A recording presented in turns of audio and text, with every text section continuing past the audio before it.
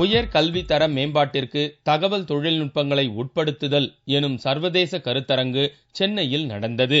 இந்த கருத்தரங்கை தமிழக கல்வி ஆராய்ச்சி வளர்ச்சி நிறுவனம் மற்றும் என்கேடி தேசிய கல்வியியல் மகளிர் கல்லூரி இணைந்து 3 நாட்கள் நடத்துகிறது. இதன் முக்கிய நோக்கமே தகவல் தொழில்நுட்பத்தை ஆசிரிய கல்விக்கு எவ்வாறு பயன்படுத்துவது என்பதுதான் என்று இக்கல்லூரியின் முதல்வர் தெரிவித்தார்.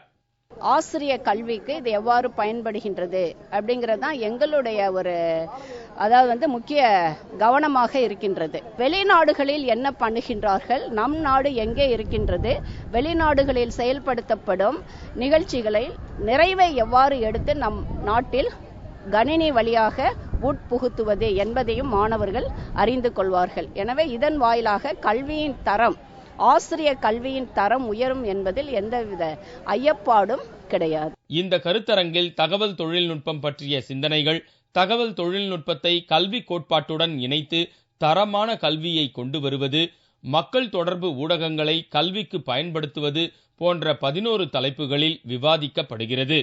அமெரிக்கா, சிங்கப்பூர் போன்ற நாடுகளில் உள்ள வல்லுநர்களும் இந்தியா முழுவதும் உள்ள உயர்கல்வி படிக்கும் மாணவிகளும் கலந்து கொண்டனர். சமூகத்துல எப்படி மாற்றம் கொண்டு வரலாங்கிற பத்தியும் ஒரு சப்தீம் இருக்கு, ஐசிடி ஃபார் சோஷியல் சேஞ்ச்னு. அதுல ஜென்ரலா வெறும் எஜுகேஷன் மட்டும் ஃபோக்கஸ் பண்ணாம கம்ப்ளீட்டா என்டையர் சொசைட்டியை டெவலப் பண்ணும்போது ஆப்வியஸ்லி நேஷனல் டெவலப்மெண்ட்டும் அதிகமா இருக்கும் அப்படிங்கறத நான் நம்புறேன்.